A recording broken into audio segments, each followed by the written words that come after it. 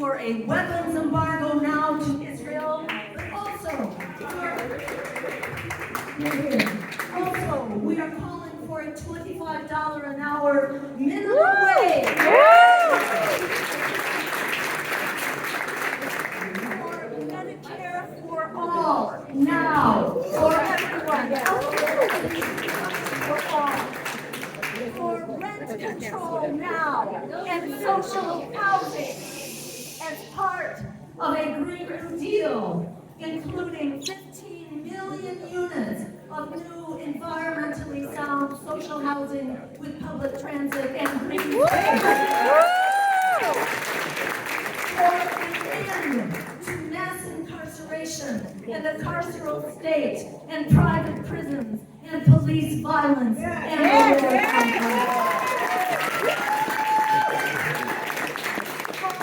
for ending the migration crisis, first and foremost, by ending U.S. policies that are driving that crisis. That's right. Yeah. We can end endless war and regime change operations, economic exploitation and neocolonialism, the fossil fuel production, which U.S. has achieved #1 status as under Democrats, not under Republicans.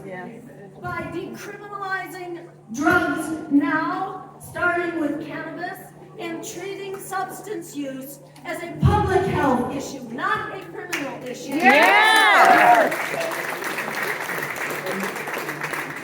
We can pull the rug out from under the cartels and bring their violence to an end, which in turn is driving the migration crisis. And instead of spending billions on a wall that merely kills people and wildlife and ecosystems, instead we will provide the immigration lawyers and the civil infrastructure to do prompt background checks at the border and provide papers so migrants can get to work. And unlike the propaganda of first Republicans and now Democrats as well, migrants actually make our country safer, more prosperous, and culturally rich. Hell yeah. And by the way, it's not migrants bringing drugs across the border. We have red-blooded Americans to thank for that. And to treat this as a public health crisis again, not a criminal crisis, and not a migration issue at all. And finally, we call for reparations now and an end to police violence.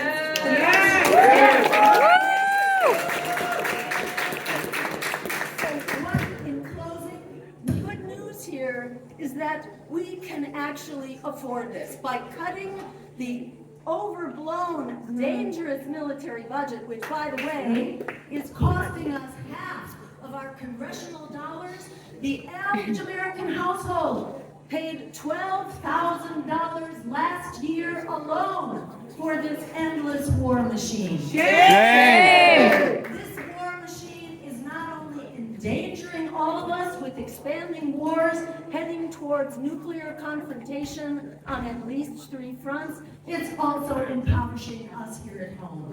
So by cutting the military budget and having actually a defense policy rather than an offense policy, which is what our military strategy is currently, by doing that, we're also rescuing Americans here at home by putting our dollars into true security here at home in healthcare, housing, education, and climate change.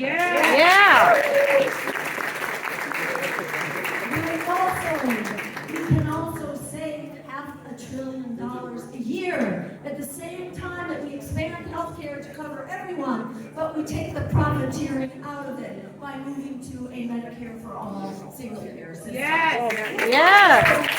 This is another good apple pie. This is good news. And by taxing the rich, demanding that they pay their fair share, and by saving through these various means, we can afford to do this. As Frederick Douglass said, power can nothing without a demand.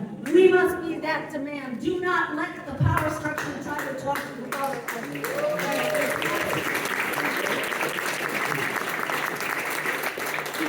And as Alice Walker said, the biggest way people give up power is by not knowing we have it to start with. Yeah. We've got it. We've got the numbers. We have the solutions. We have the agenda. And together we are absolutely unstoppable. Let's do this together. Let's make it happen. Yeah.